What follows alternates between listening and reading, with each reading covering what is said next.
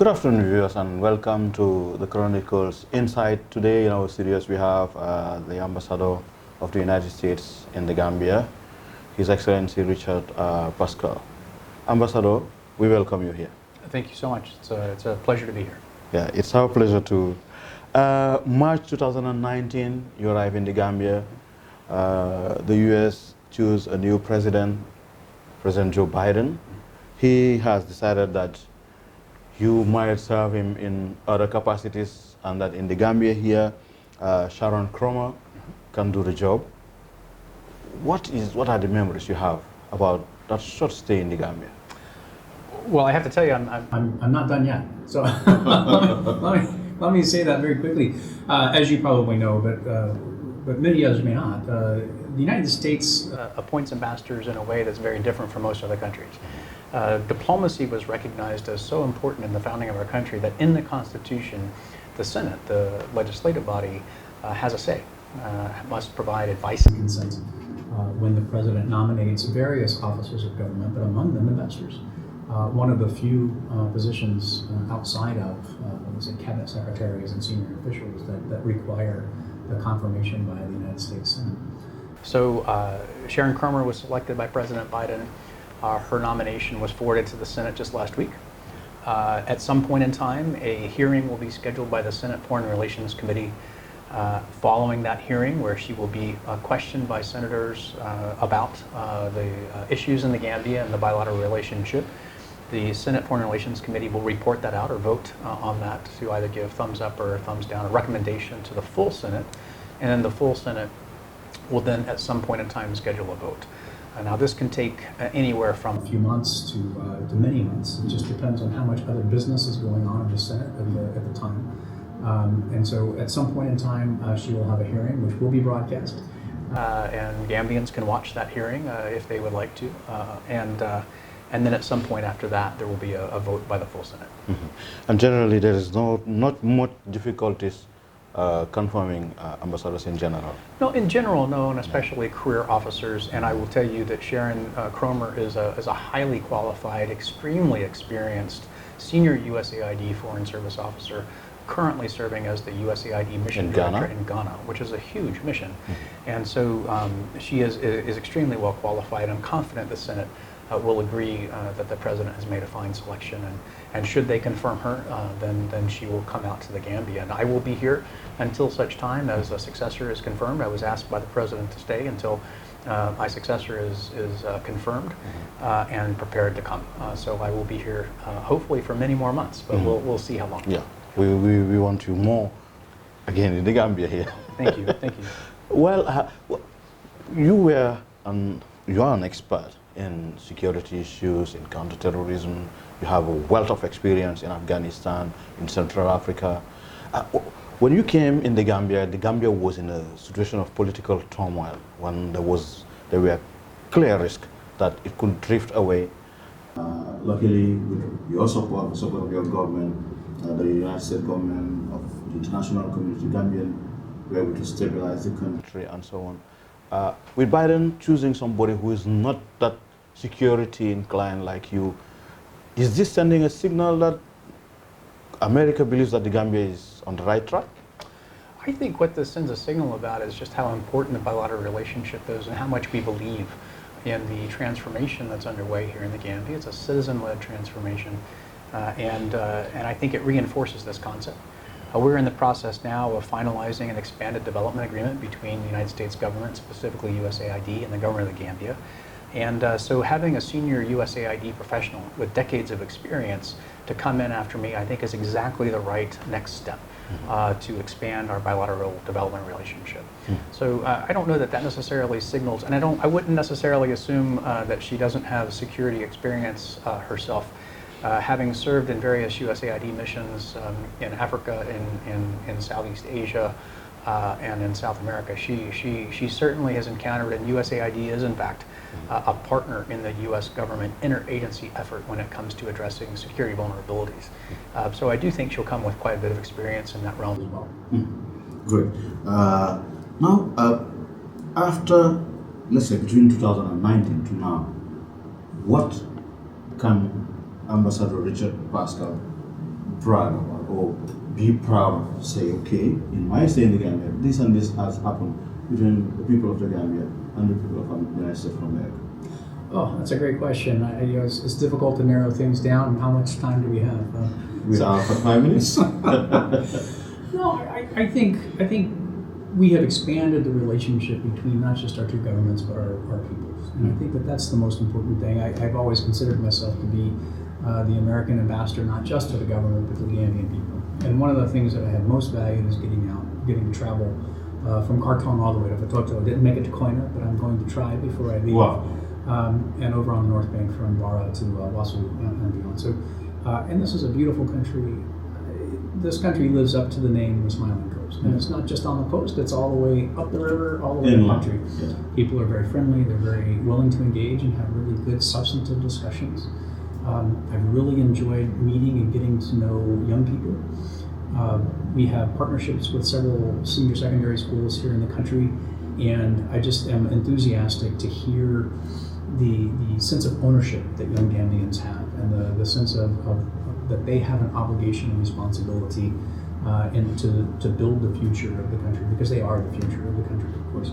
And I just am really just so phenomenally impressed with young people I've gotten to work with. I do think that we've begun to establish a broader, as I mentioned earlier, we're looking to finalize in the very near future an expanded development agreement. I think that's very important. Mm-hmm. We're getting ready to launch 2 parallel programs to provide support to the justice sector here, and that's everything from the law enforcement agencies all the way up to the court system, and in terms of supporting the Gambian plans for how to improve the justice sector and render faster court processes, for example. Okay. And so doing that in coordination with other partners, the United Nations Development Program, which is very active in this sector, and also other bilateral partners. I think that's a good mark forward. We have now resumed the Millennium Challenge Corporation finalization or negotiation of a final threshold program agreement. That's great news. Pretty exciting. When can we expect to have a representative of the Millennium Challenge Corporation in the Gambia? In September. Wow, that's great. So he was just out here on a trip to advance the MCC's understanding of what's evolved here since the program was initially envisioned. We were actually very close to finalizing an agreement back in 2018, when you'll recall the trafficking persons Tier 3 ranking came out. We were required by U.S. law to pause further progress on the MCC program, but we will have a country threshold program manager arriving full-time in September.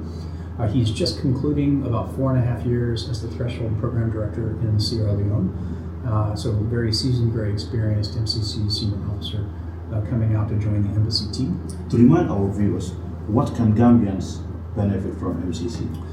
So the MCC conducted an analysis back in 2018 to look at what are the constraints to economic growth in the Gambia, and they found 3 main areas, 3 potential projects. And the one that the government of the Gambia selected or asked that the MCC focus on was really the strategic management of electrical generation and distribution. And so that's working with the Ministry of Petroleum and Energy, of course, as well as NAWEC, to improve the strategic planning and the investments in electrical generation and distribution. And this is an area that there's been a lot of progress in over the last 2 years. And so MCC will come in and that's the sector that we're looking at. Now, it is possible that once they get on the ground here, there may be other opportunities that arise. MCC just recently, in the last 2 years, received authority from Congress in their authorization legislation to do what they call regional compacts. So rather than only compacts on one country, then you can go look at regional issues. So if you look at regional trade facilitation, regional transportation networks, there are a lot of different potential areas where countries in this region of Africa could work together collaboratively to reinforce advances that are already being made and ideas and plans that the countries have already come up with. So very excited about MCC and the potential there. And I do think we have also expanded our engagement in providing training and opportunities for regional exercises to the Gambian Armed Forces. And that's been an important part of our engagement here in support of the Gambia Security Sector Reform Strategy. And as I said it in my confirmation hearing actually, that it's important to recognize that many soldiers, thousands of Gambians have served honorably and capably, Gambian Armed Forces members, Gambian law enforcement members in peacekeeping operations around the globe for several decades now, most recently in Darfur. It really is, this is one of the countries that has served the most honorably and well in those roles, and we look forward to supporting the Gambia continuing its efforts and contributions to regional peace and security.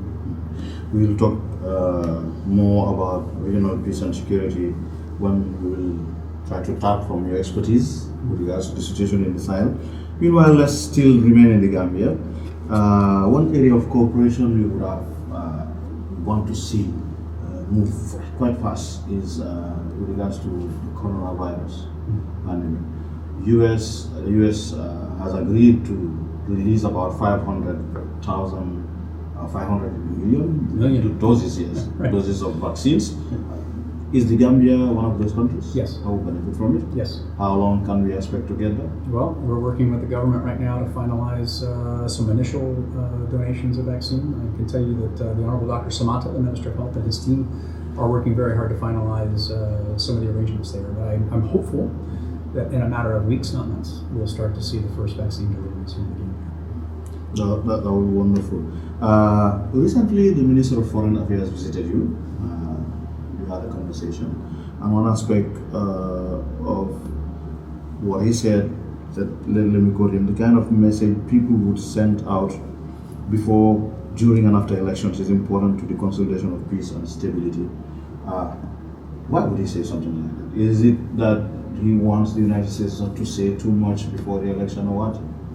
Well, we had a very good conversation about the United States' support for the electoral process here in the Gambia and the importance that I know the foreign minister and others attached to Gambians getting registered to vote, for example, right now. Just returned from a trip in West Coast region and Lower River region last week to visit various voter registration centers, and that went exceptionally well.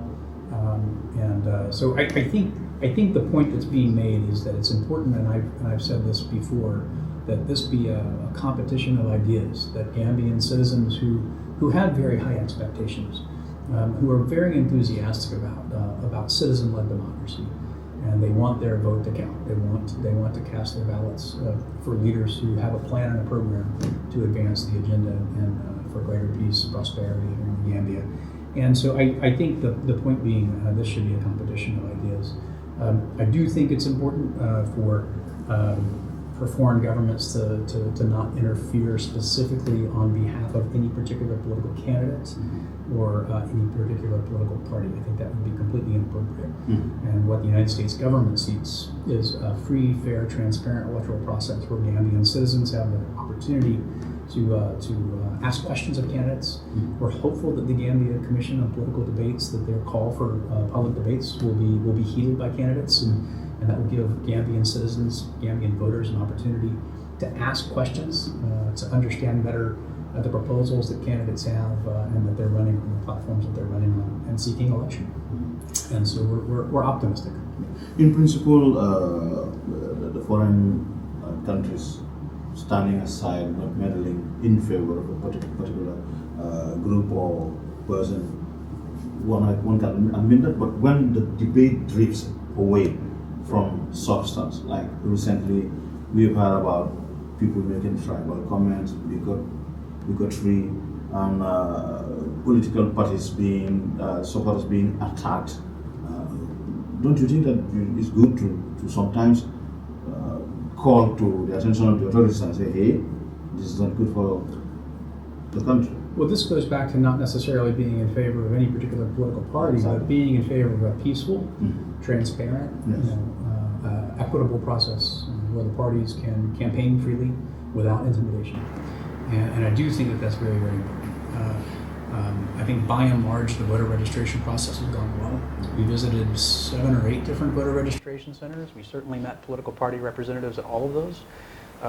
And they seem to be working exceptionally well with the local alcalos and with the citizens of those communities, as well as with the IEC personnel that were on site and the Gambian police force presence that was there to provide security. So at least in the places we visited, it seemed to be going very smoothly and very well. Obviously, we're concerned when when violence is perpetrated against someone, they're in their capacity of campaigning or in their capacity of going to provide oversight or being a representative at a voter registration center. So that is concerning. I will say that in my experience in going to the different registration sites, we asked about any challenges that were being encountered, if there were any problems. And I have to tell you, uniformly across the board, whether they were political party representatives or local community members, the alcalos, all told us that where there had been problems, the IEC had intervened very quickly to hear out the concerns and to address them. Mm-hmm. And I think that that's of great credit to the IEC. Mm-hmm. Well, one area the United States supported Gambia, post Yaya Jammeh, is the Transitional Justice Program. I guess the support U.S. will provide to the judiciary, to the justice system, will be in line with that. Mm-hmm. But one key component is the TRRC that has ended the public hearings. Mm-hmm. A report is to be submitted to the president, who then would have about technically 6 months mm-hmm. to decide on what to do about it. Mm-hmm. But Gambians, a lot of Gambians are skeptical about the outcome of or the implementation of whatsoever recommendation would come out of it. You've been here, you saw what happened with the recommendations on the Jammeh Commission. Is the U.S. apprehensive about the end of this process, this TRRC process, or are you optimistic? I'm quite optimistic. First of all, I think the TRRC has run a highly credible process. It's been, we think, exceptionally well managed. It established several new, I would say, international best practices for how to conduct this kind of a truth and reconciliation type of process. And I think we should all applaud the management of the TRRC. So the TRRC will submit its report later this month, is our understanding, to the government, as you noted, and it is the government's obligation to analyze that report and make some determinations. There are several legal issues that have to be addressed as part of seeking justice for the victims of the violations that were testified to in the TRRC, and there are hundreds of victims, and there were many more that could have testified and did provide sworn testimony to the TRRC. It just wasn't necessarily in the public hearings. But in order for there to be some sense of justice, then justice must be done. Mm-hmm. Now, of course, with the TRRC Act, it states that those most accountable for the violence and for the violations of human rights should be held accountable. Mm-hmm. And I think certainly the United States government expects that that's what will happen. Mm-hmm. I really want to applaud civil society in the Gambia for having been persistent in their insistence that justice be done in this process. Mm-hmm. And I think it's been very, very important for the voices of Gambians themselves to be the ones that are the loudest about wanting to see justice served. Now, the challenge legally, there are a number of different legal issues with this. One of them is the capacity of the justice system. A second one is what is within Gambian law itself, what crimes were committed and that can be prosecuted. The Gambia is signatory to several international agreements, to include regional agreements through ECOWAS, continental agreements through the African Union, as well as international, broader, more international global agreements. Some of those crimes that may have been documented as part of the TRRC process may not be crimes under Gambian law as the Gambian law says, but the Gambia being signatory to these international agreements does then make it possible for those agreements to be leveraged. You've seen recently some discussion in the media and certainly among legal professionals, and there are a lot of really famous, internationally famous lawyers in the Gambia, world-renowned legal minds, about a hybrid system. Yes, this is the kind of what happened in Senegal for Isenabre. Well, except for here, the idea would be to invest in the Gambian justice system so that this hybrid system where you're leveraging some of those international agreements to which the Gambia is signatory, then you would create a system that's resident here in the Gambia, that then at the end of the day, whenever that process runs its course, however many years that takes, that investment in the infrastructure, the justice infrastructure, will remain. Yes. Will remain. Whether that's whether that's technology, whether it's facilities, whatever it might be, that would help support that justice mechanism for the perpetrators of the acts that were testified to very movingly at the TRRC by the victims themselves. Can Gambians then dream to get Yahya Jammeh before a court of law in the Gambia here, if such a hybrid system is done? Can the U.S. help the Gambia get Jammeh tried? Well, I certainly think that's up to Gambians to pursue. But I certainly, I don't know that that's necessarily has to be a dream. I think that has to be an intent. And a political intent for that. If the TRRC Act says that those most culpable, it certainly seems as though there was fairly compelling testimony. Now, we'll see what's in the TRRC's final report and submission in terms of the case that the TRRC feels that has been made against the former president. And then obviously there is a question of political will, but that's not only political will in the Gambia, that's elsewhere in Africa and internationally as well. Like I said, you're an expert in security. What is your assessment of the national security sector reform? A lot of Gambians don't feel it per se like something has happened, because Gambians complain about the rise in crime in the country, and it prompted the president to bring back the military state guard into policing, which a lot of people like us don't see with a good eye, because we thought that at this stage a reform would have definitely enabled the police and all the security apparatus to handle domestic crime. What is your assessment of security? As you know, the security sector reform strategy was rolled out in December. So it's been out since December. Each of the security services is under the security sector reform strategy working on their own implementation plans. Those are being coordinated. As you know, the Minister of Justice heads the Security Sector Reform Committee, and I think that's actually quite important that it be the Ministry of Justice, given the legal implications of many of these things. But to be very candid, we would have liked to have seen this go faster, the security sector reform process. There is much to be done.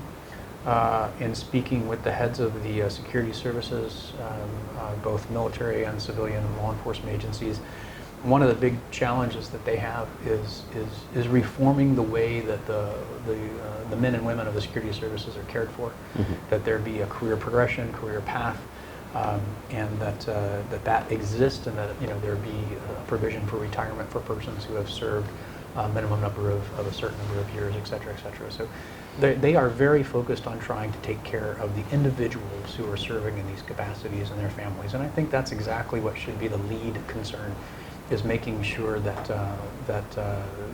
they are cared for appropriately, since they are serving their country in these capacities. But there is a lot to be accomplished. There still is a lot to be done. But I can tell you, at least from my meetings and discussions with the various parts of this, that they are actively working on these implementation plans. And that will include force structure, force numbers that they require to fulfill the missions that are in the National Security Plan, National Security Strategy, and then the Security Sector Reform Strategy itself, which sort of undergirds all of that. So they're working on it, and of course we continue to be supportive of that process. Well, this question is a transition to now the situation in the Sahel region. We have noticed, well, of recent, the jihadists have suffered some losses. A leader of one group in Mali was confirmed killed by the French security. Boko Haram lost its historical figure. The Gambia and Senegal seem to be actually spared by the jihadism menace. But is this not fictional? Because we never know with those people. And Senegal and the Gambia are not far from Mali, Burkina, Cote d'Ivoire, that are actually now being targeted by the terrorists. What do you think the Gambia and Senegal should do? Should they continue sleeping on the laurels, or say, okay, it's fine, they won't come to us? I don't think anybody thinks it's fine. I don't think, I haven't met anybody in the Gambian government that seems to think it's fine, quite frankly, or in the Senegalese government. So no, and I think if you look at what's happened in the last, even just the last 10, 11 years, I was in Burkina Faso in 2010 for a major counterterrorism exercise called Flintlock. This is actually an exercise that the Gambia will participate in next year. For the first time, I would say they had observers at this year's iteration, and they'll be participating next year. Good. But in 2010, when I was there, no one would have imagined that Burkina Faso at that time, if you think back to 2010, no one would have imagined what's happened in Burkina Faso. And these extremist groups, these violent extremist groups, they target individuals, they target civilians. They also target their traditional cultural values in these countries. They seek to wipe it out, to wipe traditional tribal networks out, traditional tribal forms of government. They seek to pervert and eliminate and replace with their own extremist version of a religious ideology that simply isn't, if you ask me, isn't what it purports to be. I've served in a lot of places in Africa. I've worked in a lot of places in Africa. I've worked in the Middle East. I have a lot of friends who are very devout Muslims. None of them think that these groups represent their religious identity. And especially the Islam we practice in the Gambia and Senegal, which is very, very accommodative of everybody. It is, and I've had some very interesting discussions in the last few months with Gambians, recognizing that there are traditional schools of Islamic thought in West Africa that are legendary. It's not some aberration. These are legendary schools of Islamic thought in West Africa. That I'm not entirely sure why there seem to be some people who think that those are of less value. Some people seem to be coming to the conclusion they're of less value than other schools of thought. And I think that's a real challenge. This is a challenge. Obviously, we are very concerned about the spread of violent extremist ideology. We're very concerned about the vulnerability of some societies, some elements of society to some of these really negative messages.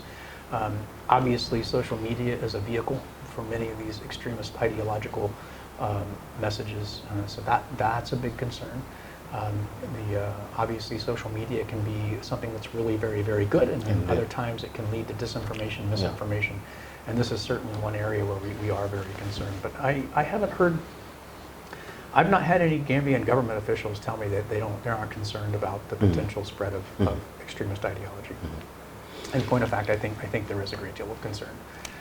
It is also important for the government to, like you said, you went everywhere in the Gambia and you see the youth, everybody taking a sense of ownership of their country, but equally they have concerns. And generally in countries like Mali, Burkina, because the governments failed to be up to the aspirations of the people and the youth, these ideologies were able to get in, with to many people in countries like Senegal and the Gambia, a reminder of the governments that they should deliver.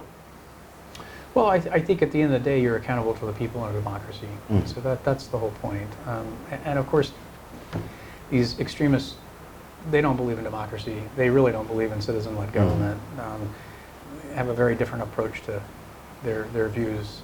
It's either you conform to their directives or you suffer, and that's really what it comes down to. But no, valid point. I do think, although I would say that one of the challenges you have is these extremist organizations, they don't play by any internationally acceptable rules. They use violence and coercion as their currency. They are not afraid of extremely violent tactics to exert influence and take control. We've seen this, and I know that, in conversations with many Gambians, this is exactly the concern, as they see the suffering of their African brothers and sisters in Burkina Faso and in Mali and in Niger and in Chad and northern Nigeria, and they see that. They see the numbers of civilians who are being killed by these extremist organizations, and they have great compassion for their fellow Africans who are suffering in this insecure environment. And they would like to see and contribute more to resolution of those threats to regional security and stability. And I hear that from Gambians quite frequently. A question before the last one. The U.S. mission in the Gambia is much involved in helping the Gambia and Senegal curb the transboundary trafficking in timber and all what is associated around. Why does the U.S. feel it has to get involved? Well, we believe very strongly that the illegal exploitation of the Earth's natural resources leads to a lot of different, very negative aspects, and not just environmental aspects. It does degrade the environment. Deforestation has been a huge problem. It increases desertification, for example, but also it fuels corruption. It fuels these extremist organizations. There are extremist organizations in other parts of Africa that actively trade in wildlife and in timber. And that illegal exploitation, that unmanaged, unregulated exploitation of natural resources just has a lot of other negative impacts. So this is one of the main reasons why the United States government feels very strongly about this illegal traffic in timber, about the illegal, unregulated, unmonitored fishing, for example, with devastating the fisheries, not just in Africa, but in other parts of the world as well. It does fuel corruption, and that it's hard to come to any other conclusions. It's difficult to see how the Gambia, being such a small country, could be the leading exporter of rosewood, for example. I'm not sure how that happens. It's not the rosewood coming from the Gambia. Except for the fact that it's not coming from the Gambia. Exactly. It's receiving certifications somehow through the CITES system that it's Gambian timber, but that can't possibly be true, given the volume. I have to give a lot of credit to Green Up Gambia and other civil society organizations that are really emphasizing the importance of the environment. I know when I talk to Gambians, there is a great deal of concern about environmental degradation. They want to see environmental laws more stringently enforced. They want to see people violating those laws held accountable. And certainly, as you know, there was a recent Afrobarometer survey which indicated that there is a tremendous amount of concern about corruption. The percentage of Gambians who have faced corruption themselves is increasing. But in particular, because these illegal smuggling of natural resources does fuel corruption, that's just another reason why it needs to be addressed. And it's dark money that the government doesn't have control over, and it goes to pockets that can do whatsoever. Well, before maybe you've not left the Gambia, but what do you like about the Gambian culture, the Gambian, their food, their music? What do you like about all of the above? Gambian cuisine is fantastic. In fact, I came back from my first trip to Dakar back in July 2019. I hadn't been to Dakar since 1999, so it was 20 years between those two visits. And I told our Gambian teammates at the embassy, somebody said, well, did you get Chebajin? I said, yeah, but Benachin is a lot better. Yeah. That's two different way of calling it. Yeah. And he said, but it's the same thing. I said, no, it's not. I said, in the Gambia, Benachin is made with a smile. I know. Gambian cuisine is fantastic. In fact, I keep asking Gambian Americans, okay, tell me where I can get good Gambian cuisine, and when I get back to the United States at some point in time. Gambian cuisine is fantastic. But I think mostly what I really admire about Gambians is that despite the challenges that were faced over those 22 years, Gambians never lost their sense of compassion and their sense of humanity. And they're caring for each other and for others in this world. I've said this before in other venues. I think that compassion Gambians show to each other and to complete strangers is something that we in the United States can certainly learn something from. And I will take that with me for the rest of my life. Sure. We still hope to have you for some weeks or months before Ambassador Sharon Cromer comes. But if she arrives, you and her in one office, what would you tell her about what Gambians may expect of her? I think what Gambians really expect of the American ambassador is honesty. They want engagement, and they want to have those conversations. They want us to be active and involved. They want us to get out and engage with different groups and to travel around the country. Most Gambians aren't from this part of the Gambia. Most people have their roots or somewhere else in the country. But when you see the amount of pride they have in those roots, the pride they have in their home villages, the fact that they go back home to help out their family members during the rainy season, for example, or they go up to take time off of their jobs to go and help with the planting. They take time off to go help with making repairs to their auntie's home, or when they've had a storm that maybe caused some damage, or they go to help with the harvest period. there is that connection to their families and to their home villages, which is really admirable. And so I think when you can get out and actually go see people in their home villages and get outside of the busyness of Serakunda, as beautiful as the Fajara waterfront is and everything, and it is beautiful on the coast, but I'd love to get out and travel around the country because it just is really nice to meet people in their villages. Any consular services for the Gambians here in Banjul?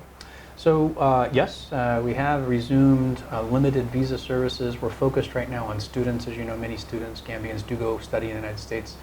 We have students who are on a schedule. They have a deadline to get a student visa, either to return to resume their studies or to go and begin their studies. And so we are prioritizing student visas right now. But we hope at some point in the not too distant future to return to normal visa services at the embassy. I will say a lot of that is based on local conditions. Although the vaccines have been exhausted at this point, I would just urge Gambians to get vaccinated.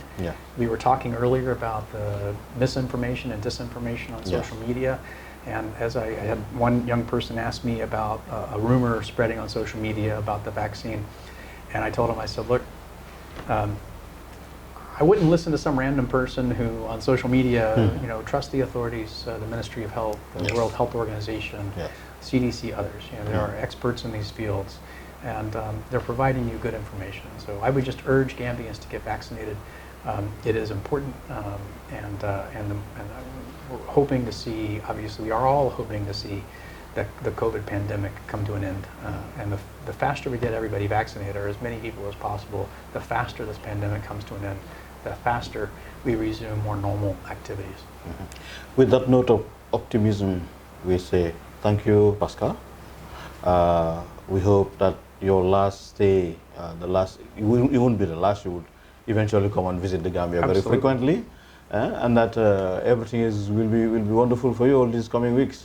Thank you, thank you. And again, I'll be here for at least several months, if not longer. Certainly, certainly. And I'm confident that the Senate will see that Sharon Cromer is highly qualified, and I know that should she be confirmed, that she will be an outstanding successor to me in this position, and she will further advance the relationship between the Gambia and the United States. Thank you, Ambassador. Thank you very much. Well, thanks, viewers. We wish to see you next week, inshallah.